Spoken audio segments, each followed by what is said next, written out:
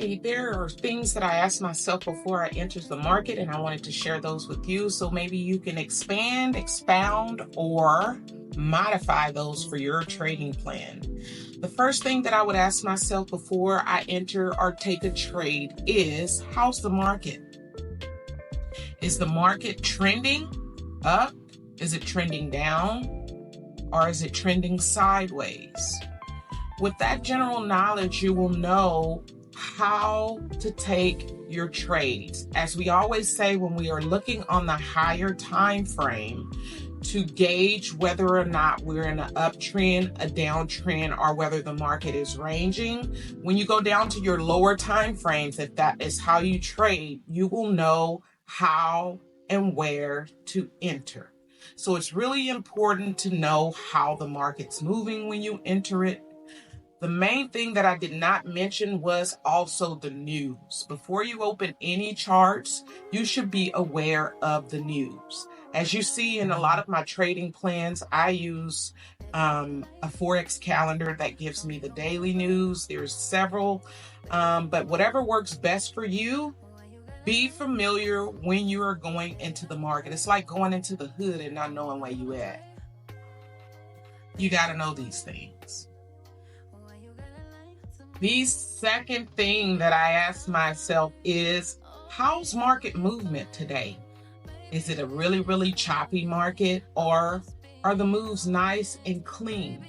As we all know, it's not going to be a perfect textbook market move all the time, but when the market's really choppy, it just throws a wrench in there, and sometimes it chops up and down repeatedly, stopping you out, making you lose unnecessary money. So the object or the goal that you want to achieve when you are in the market is to make sure that it's moving clean enough to where you can determine what's going on, and so that if your strategy plays out, you can get in and out. Of course, we're not going to win every single trade we enter, but we can set our risk parameters and not worry about the choppiness of the market either triggering you out and you losing profit that you don't have to lose. So the goal is to trade in a nice, clean market to where it may not always be going the way that you want it to go, but at least you can read it. The next thing I wanted to bring to your attention as far as what I asked myself before entering the markets in the morning is there volatility in the market? Is there volatility in volume? And you know that a lot of times when we trade, especially when we are scalping on the lower time frames, we want the volatility and we want the volume to come in the morning, which is why we get in on the opening of the market. And when we trade on certain time frames, we want the volatility to be there because it kind of makes the market move in a sense to meet the needs of our strategy and our trading plan.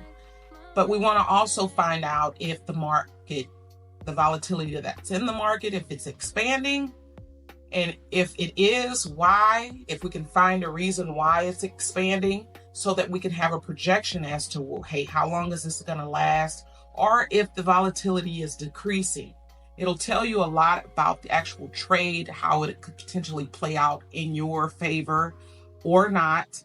And it just helps you keep a gauge on the trade that you're in and how it needs to flow. Not all the time are we going to be able to determine this, but that is one of the things that you need to have in your pocket as far as one of the tools to determine how your trade will play out.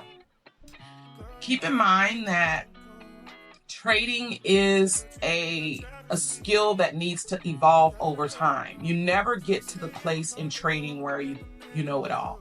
You can get to a place where you are quite profitable and successful, but you always want to be in the market learning new things, and then the market changes over time. So you have to be able to ebb and flow with those changes. When I'm going in, I typically think of myself like a sniper. So the next thing that you want to take into consideration is, where are my major support and resistance zones?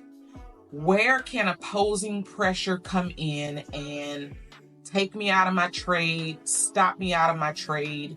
When I'm looking at news and I have my support and resistance zones drawn up, which ones are minor zones and which ones are major zones? You want to know these because, like I said, it gives you a hands-on feel of the actual trade, either you're going to enter or that you're already in. So that helps you to project whether you're going to stay in that trade, let it run, or whether you know these points of interest areas that you can potentially get out early to minimize losses, or where you can stay in and look at the price action to see if it's something that you want to allow to keep running.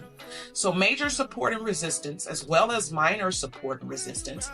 And remember to use multiple time zones in this strategy. It helps a lot because a lot of times the market will be reacting and then it'll shoot past something, and then you think it's going to close once it shoot past, but it draws back down. You find out it's news. There's a lot of different scenarios that play a part in Forex. So just know where your support and resistance zones are, because these are really important zones and areas on your chart, and they will tell you a lot about your trade and about the market and what it could potentially do as far as price action. What we like to talk about a lot of time is big money, the big banks. So when talking about support and resistance, we want to make sure that we are aware of the potential of the big banks coming in, where they could come in and have that opposing pressure, and what we have to do if that were to happen. And that all plays a part in your risk management plans. So liquidity grabs, things of that nature, news when it comes in. Every time there is a huge move, there's usually a reason behind it on the other end, which is big money. So make sure you are aware of all the strategies, the potential. And like I said, you cannot gauge 100% of what the market's going to do, but at least you have a grand idea and you're knowledgeable. Always read, always educate yourself, always seek to gain more knowledge of the Forex market and the industry as a whole, because it is changing. I can't tell you over the last 3 to 6 months, even though I've been in Forex for years, there have been a lot of big changes that, hey, we didn't even see coming, and it didn't have to all just be a part of how it played out in the market. These are things outside of the market. These are extrinsic factors that we really just don't have control over. So just make sure that you are educating yourself on a continuous basis. Reading is fundamental, like they always say. We have now what we didn't have years and years back, which is the World Wide Web. We have communities that help you along, and we have my YouTube channel. So right now, that's all I have for you as far as what I do when I go in the market and how I'm thinking when I wake up and fix that first cup of coffee in the morning.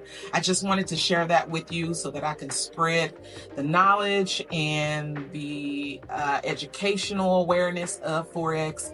And I hope this has helped you. If it has, make sure you hit that like button and also subscribe and turn that notification bell on. And until next time, stay tuned.